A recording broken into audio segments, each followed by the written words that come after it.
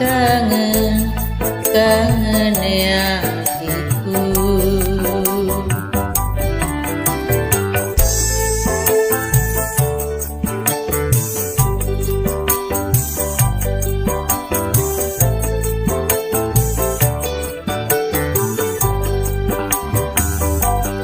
Aku sakelingan nalika perlakuan kowe janji tumara ana sewulan